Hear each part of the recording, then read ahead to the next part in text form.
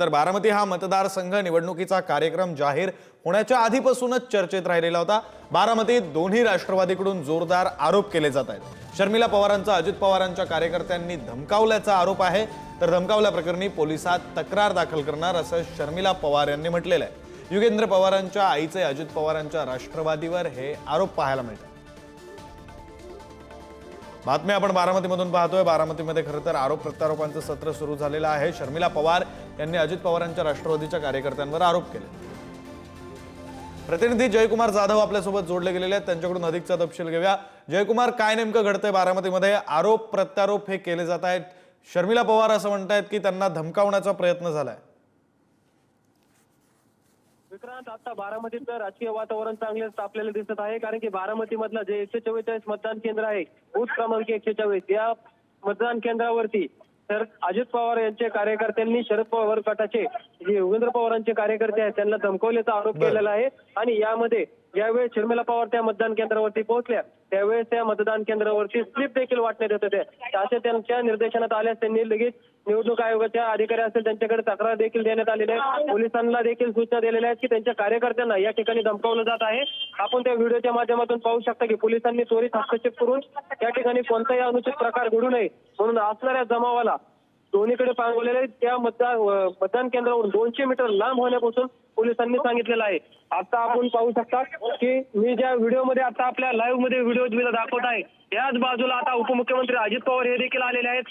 शारदा प्रांगण, जे शारदा प्रांगणचं व्यासपीठ आहे त्याच ठिकाणी आता अजित पवार देखील आलेले आहेत। आणि एका बाजूला आपण पाहू शकता तर शर्मिला पवार हे मतदान केंद्राच्या बाहेरच आता बसून आहेत। आता शर्मिला पवार या ठिकाणाहून निघालेले आहेत, मतदान केंद्राकडे चाललेले आहेत पुन्हा। आणि या पाठीमागच्याच बाजूला आपण पाहू शकता की सगळे अजित पवार गटाचे कार्यकर्ते देखील एकवटलेले आहेत।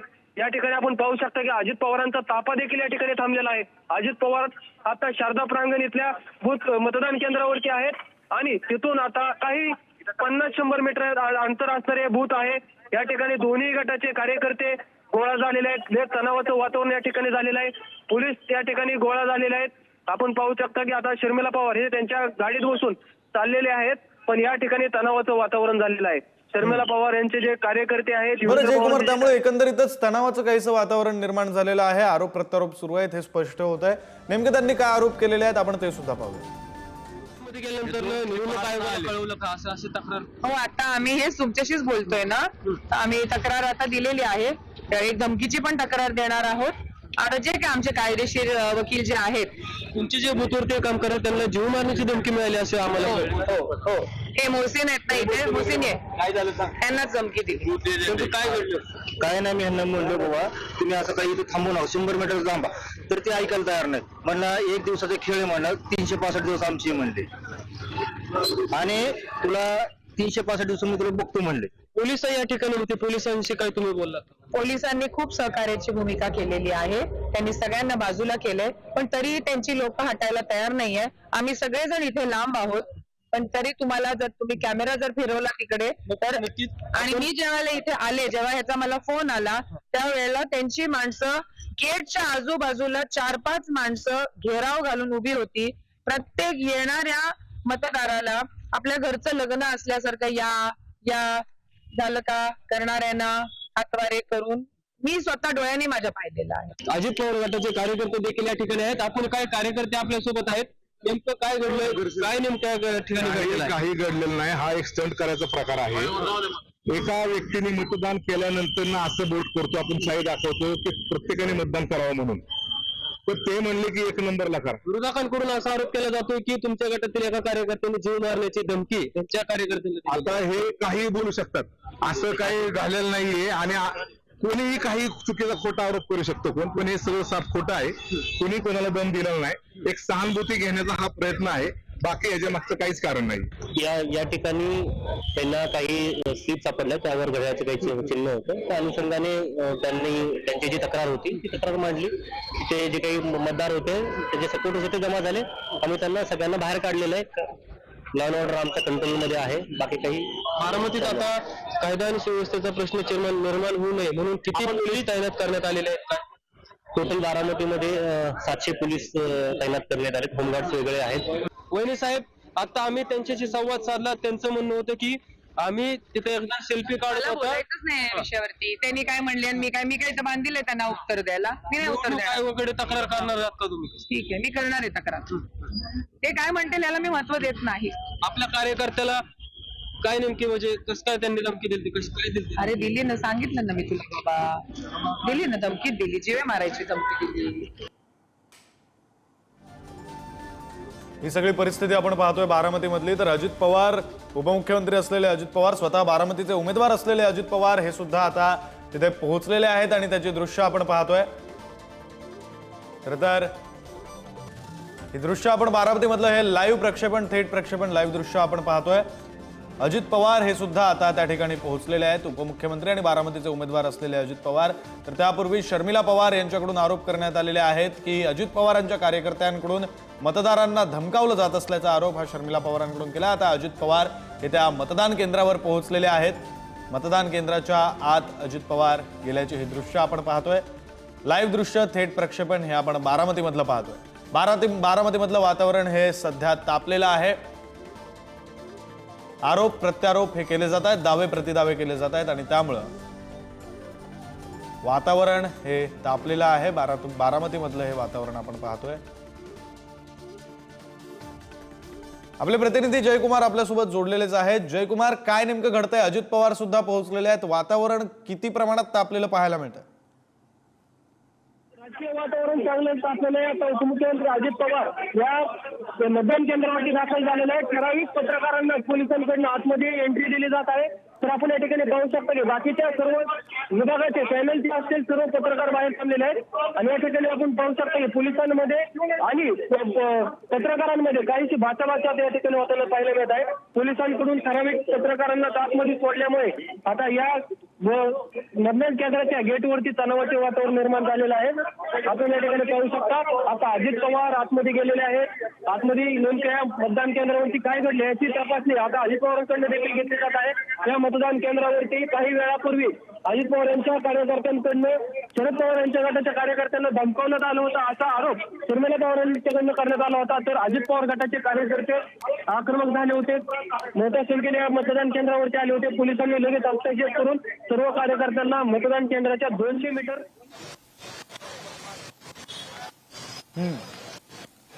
ही दृश्य आपण पाहतोय. थेट बारामतीमधली ही दृश्य आहेत.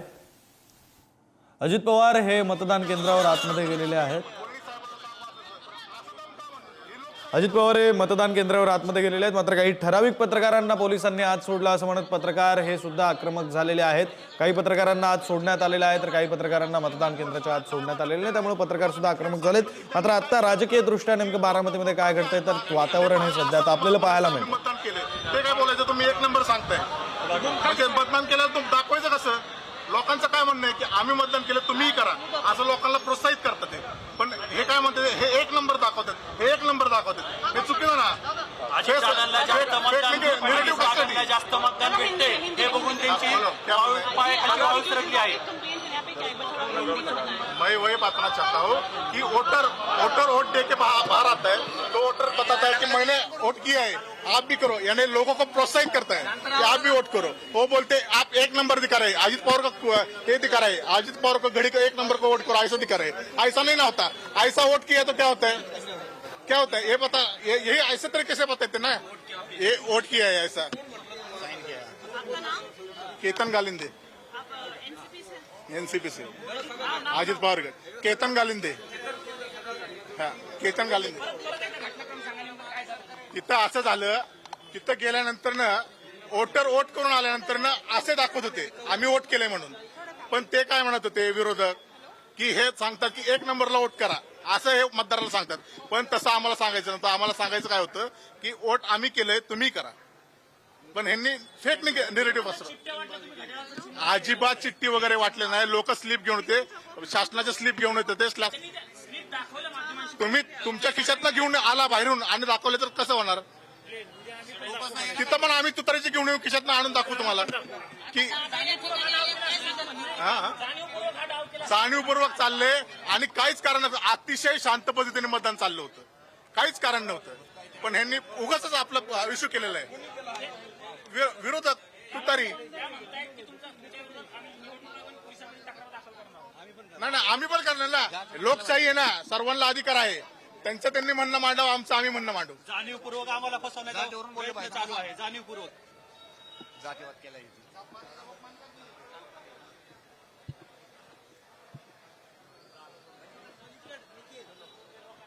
करण्यात येते की आम्ही मतदान केलं हे दाखवत होतो, त्यासाठी आम्ही बोट दाखवत होतो. मात्र विरोधकांकडून असे आरोप करण्यात आले की आम्ही 1 नंबरचं बटन दाबा असं आवाहन करतोय. मात्र तसं नव्हतं. ते आरोप त्यांनी फेटाळून लावलेले आहेत. आणि उपमुख्यमंत्री अजित पवार हे मतदान करण्यासाठी म्हणून त्यांच्या मतदान केंद्रावर गेलेले आहेत. आणि त्या मतदान केंद्राबाहेरचं हे लाईव्ह दृश्य थेट प्रक्षेपण आपण पाहतोय. खरं तर गरम वातावरण हे सध्या पाहायला मिळतंय बारामतीमध्ये.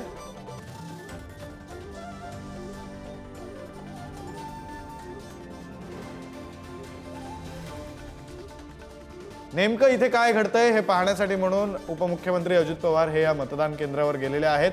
नेमकं काय घडतंय याचा आढावा घेण्यासाठी, पाहणी करण्यासाठी म्हणून अजित पवार हे या मतदान केंद्रावर पोहोचलेले आहेत. खरं तर शर्मिला पवार यांच्याकडून आरोप करण्यात आले की अजित पवारांच्या राष्ट्रवादीच्या कार्यकर्त्यांकडून मतदारांना धमकावलं जातंय. त्यावर आता अजित पवारांच्या राष्ट्रवादीच्या कार्यकर्त्यांनी असं स्पष्टीकरण दिलंय की आम्ही केवळ मतदान केलेलं आहे, आपणही मतदान करा हे दाखवण्यासाठी म्हणून आमचं बोट दाखवत होतो. त्यात शर्मिला पवार यांचा गैरसमज झाला की आम्ही मतदारांना असं आवाहन करतोय की तुम्ही 1 नंबरच्या पहिल्या नंबरच्या बटनावर मतदान करा. आणि अशा प्रकारचा गैरसमज झाल्यामुळे त्यांनी आरोप केलेत असं अजित पवारांच्या राष्ट्रवादीच्या कार्यकर्त्यांचं म्हणणं आहे. स्वतः अजित पवार जे बारामतीचे उमेदवार सुद्धा आहेत आणि उपमुख्यमंत्री सुद्धा आहेत, ते आता त्या मतदान केंद्रावर जाऊन परिस्थितीचा आढावा घेत आहेत. ते मतदान केंद्राच्या आतमध्ये आहेत.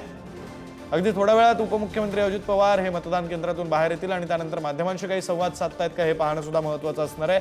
आपल्या पक्षाची बाजू ते मांडतायत का हे पाहणं महत्त्वाचं असणार आहे. अजित पवार हे मतदान केंद्रातून बाहेर येत आहेत, माध्यमांशी काही संवाद साधतायत का हे आपण पाहणार आहोत. ही लाईव्ह दृश्य थेट प्रक्षेपण आपण बारामतीमधून पाहतोय.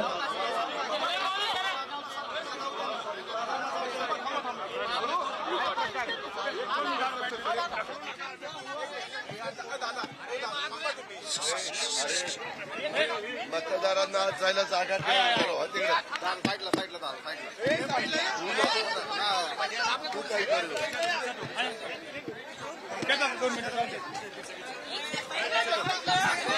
अरे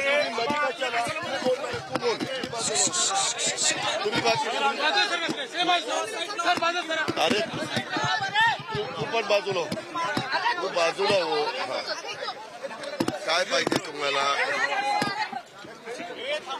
काय पाहिजे?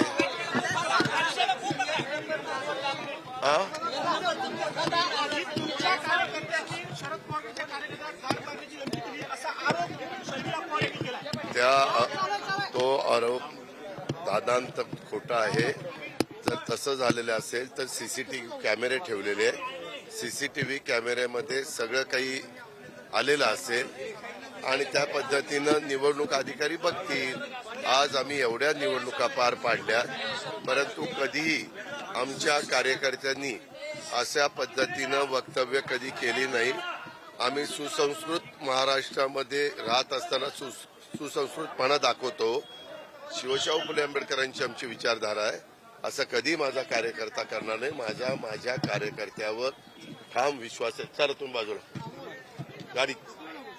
दुसरं काय? अरे एखादी बोला रे.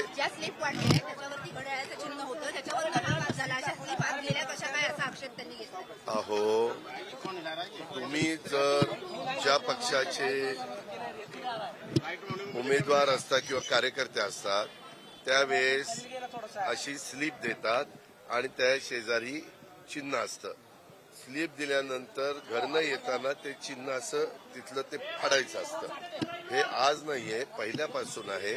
त्या संदर्भात इतकं काही त्याला जास्तीत जास्त लोकांनी मतदान करावं. आज आपण पाहताय, आज आता दुपारी 1 वाजून गेला, त्या मानाने मतांची टक्केवारी फार कमी आहे.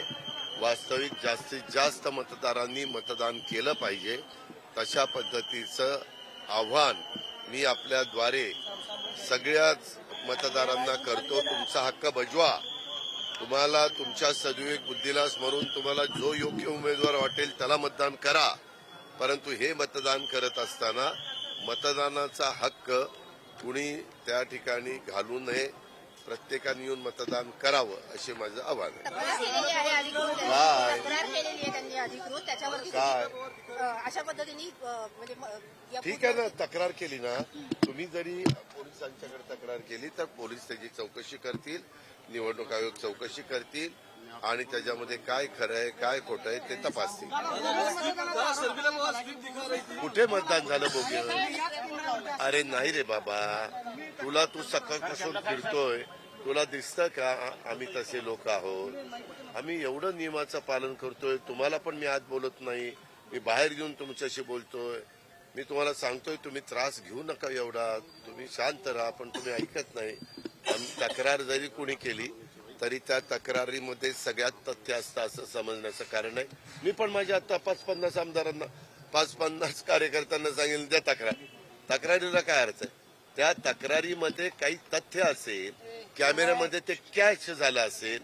उलट मला माझा कार्यकर्ता सांगत होता, बूथचा एजंट सांगत होता, दादा मी आतमध्ये बसलो असताना मला आतनं बाहेर काढलं. आतनं बाहेर काढायचा कुणाला अधिकार नाही, तो आहे निवडणूक अधिकाऱ्याला. निवडणूक अधिकारी ठरवेल कोण, आणि एजंटला तर बाहेर काढायचा अधिकार नाहीच आहे. शर्मिला पवार कह रही थी उनके पोलिंग एजेंट को धमकाया गया. मेरे पोलिंग एजेंट बिल्कुल वैसे धमकाने वाली बात नहीं करेंगे. स्लिप दिखा रही थी दादा, वो स्लिप दिखा रही थी जिसमें घड़ी का साइन है. अरे वेड्यांनो, तुम्ही म्हणता की दाखवा मतदान केलं का.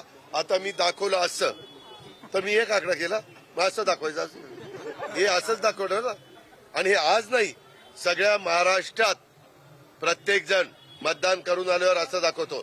जर या बोटावर दाबलं तर आम्ही हे दाखवू, नाहीतर हे दाखवू. ज्याच्यावर दाखवत काय रे तुम्ही पण ना. ऐका, विरोधक काही आपल्यालाही कळलं पाहिजे की त्या बोलण्यात तथ्य आहे का. आता इथं माझा 1 नंबर आहे, आता इथं 1, आता काही ठिकाणी वेगवेगळे नंबर आहेत, मग तिथं ते ऑब्जेक्शन घेतील असं नसतं.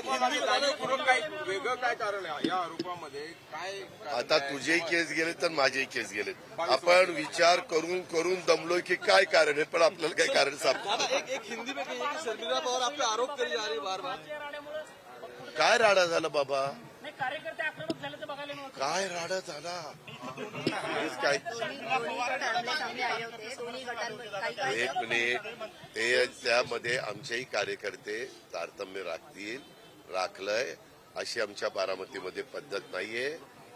प्रत्येकाला आपली भूमिका मांडण्याचा अधिकार आहे, परंतु सगळ्यांनी आचारसंहितेच्या नियमाचं पालन करून वागलं पाहिजे, एवढं माझं सर्वांनाच आव्हान आहे. दादा एक हिंदी की शर्मिला पवार जो कह रही थी उन आरोपों पे आपको क्या कहना है? कौन से आरोप? वो कह रही थी कि स्लिप्स बांटे जा रहे हैं जिसके ऊपर घड़ी के साइन है, वो दिखा भी रही थी मीडिया को, किस तरह से हो रहा है जानबूझकर. मुझे वैसा बिल्कुल नहीं लगता. हम इतने सालों से चुनाव लड़ रहे हैं, ऐसा बिल्कुल कोड ऑफ कंडक्ट जो रहता है उसके बावजूद हम बिल्कुल कुछ नहीं करते. Thank you.